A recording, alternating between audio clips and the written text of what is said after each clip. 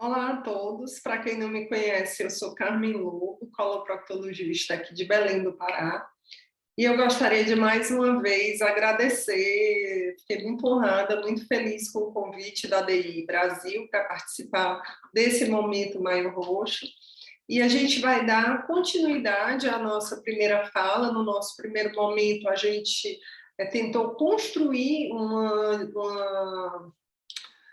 uma definição de estenose na doença inflamatória, e nesse segundo momento a gente vai falar sobre o tratamento clínico das estenoses, e a nossa pergunta foi: é possível tratar a doença estenosante apenas com medicamentos? E eu diria que a resposta hoje para essa pergunta é não. Bora ver por que que não. Então, aqui o primeiro momento a gente usou moldes, e aqui é a nossa última parte de arte nessa aula. Então, aqui a gente tentou representar a dilatação endoscópica por balão. Lógico que esse é um balão de festa, não é um balão de endoscopia, mas é só uma representação. Então, o balão ele vai ser inserido pelo canal de trabalho, a gente tem um fio guia, ele vai ser passado pela estenose e depois vai ser dilatado e mantida aquela pressão durante aproximadamente 2 minutos, e isso vai ser eficaz do ponto de vista de permitir a progressão do aparelho de endoscopia, né, do colonoscópio, em 90% dos casos. 80% dos pacientes vão ter o alívio dos seus sintomas, e o percentual de complicações é da ordem de 3%. Ou seja, é um método eficaz e seguro. E aí, pronto, agora a gente vai passar, vou compartilhar aqui a minha tela. E a gente vai para uma aula mais tradicional, tá certo? Vamos.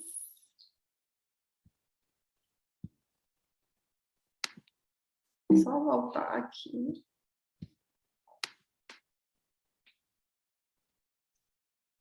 Eu acho que vocês já estão com a minha tela. Aqui a gente tem inicialmente uma enterorressonância demonstrando aqui uma zona de estenose. Então, só pegar aqui a canetinha. Aqui é a zona de estenose, a gente vê o espessamento dessa alça e vê a dilatação pré-estenótica, essa zona de distensão de gás aqui representada. Então, essa é a imagem, a enterorressonância. E como é que eu devo tratar as estenoses? Tratar a inflamação primeiro. Como eu vou fazer esse tratamento? Num quadro agudo ou subagudo, né, oclusivo, a arma mais frequentemente disponível, o anti-inflamatório, é o corticoide. A gente, em geral, interna o paciente, vai fazer dieta zero e iniciar o corticoide endovenoso. Mas, para tratar a inflamação também, né, podem ser utilizados o imunossupressor, e a droga que a gente tem evidência mais robusta é o anti-TNF. Para o infliximab, a gente tem dados de pós-hoc dos estudos pivotais, e para o adalimumab, a gente tem a evidência mais robusta, ele tem um estudo CREOLE que foi desenhado para avaliar, né, o efeito do adalimumab, a eficácia do adalimumab na doença estenosante.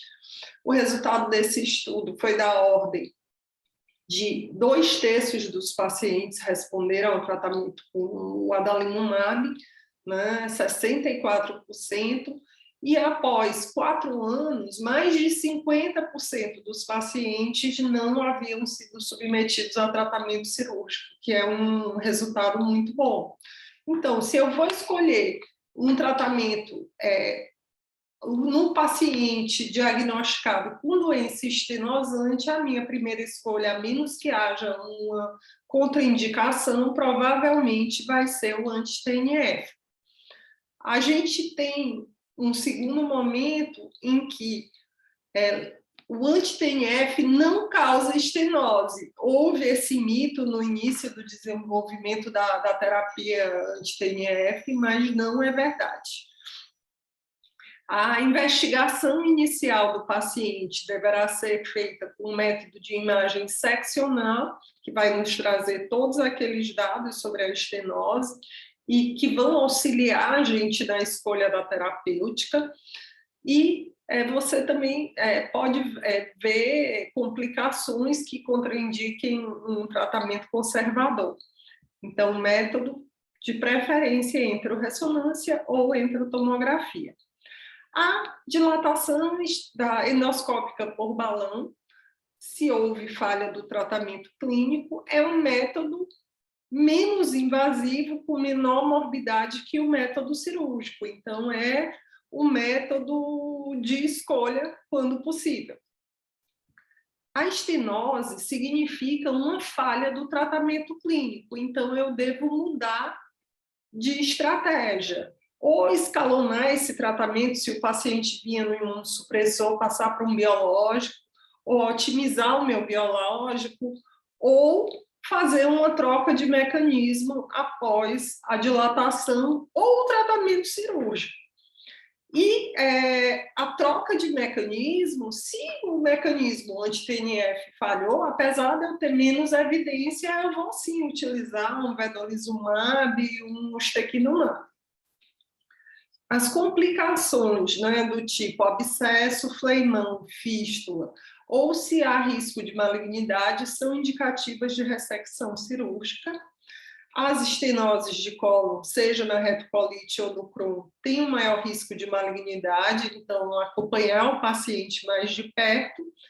E a fibrose não responde bem ao tratamento clínico atual. Nós temos drogas antifibróticas em investigação, com bons resultados, e também vem sido avaliadas qual o melhor método de acompanhar, de avaliar, de seguir o paciente nesse cenário da doença estenosante. Então, a gente tem um futuro aí brilhante que possivelmente a gente vai poder tratar esses pacientes apenas clinicamente, mas hoje não.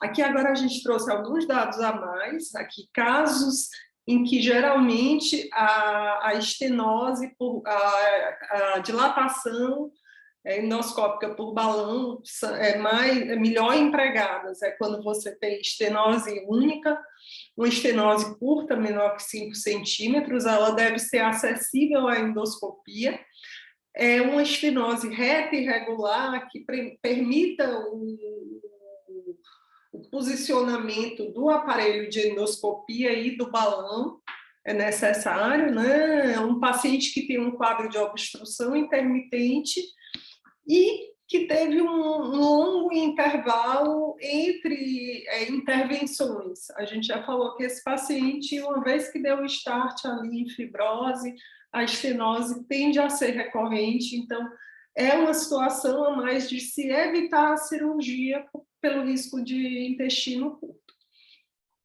Mas a cirurgia provavelmente vai ser necessária quando há estenoses múltiplas, estenoses longas de mais de 5 centímetros e um curto intervalo desde a última intervenção. Aqui a gente tem uma imagem cedida pela doutora Eloá do balão de dilatação por endoscopia, aqui o guia e aqui o sistema no qual vai se verificando a pressão que está sendo causada ali na estenose. Aqui é um caso de um paciente meu, ele apresentava uma estenose do reto inferior, e aqui sendo realizada a dilatação e pós a dilatação. Aqui foi o doutor Leonardo Valinotto que fez esse procedimento. Então, é um tratamento né, multidisciplinar. Aqui é outro caso da doutora Eloá, uma estenose cultiforme, aqui ela sendo dilatada e pós-dilatação. Aqui é outro caso meu, é uma paciente com estenose que dificilmente poderia ser dilatada. Ele tinha esse pólipo, foi retirado, mas ainda assim é uma estenose de válvula iliocecal, é mais difícil a gente conseguir entubar uma válvula e progredir um catéter, né? Progredir o balão aqui. Que é um paciente da época da minha residência, essa imagem aqui é um trânsito intestinal, então a gente vê um paciente com múltiplas estenoses, e esse paciente, aqui o aspecto, né, a cirurgia, se ele fosse submetido à ressecção, ele era candidato aí a um intestino curto, que é quando o paciente não consegue mais absorver os nutrientes. Aqui foram realizadas múltiplas plastias de estenose e o paciente evoluiu super bem. Aqui é outro caso, é um caso também nosso, o paciente apresentava uma fístula, então é uma contraindicação ao tratamento conservador, foi submetido ao tratamento cirúrgico e, sem dúvida, o melhor cuidado que a gente pode prestar ao paciente é um diagnóstico precoce, um acompanhamento em que vai sendo reavaliado esse paciente e se evita a estenose. Hoje ainda não é possível tratar apenas clinicamente, apenas com medicamentos, mas nós esperamos que seja possível num futuro próximo. Obrigada, que foi o último maio roxo que a gente pôde ir para a rua. Um abraço.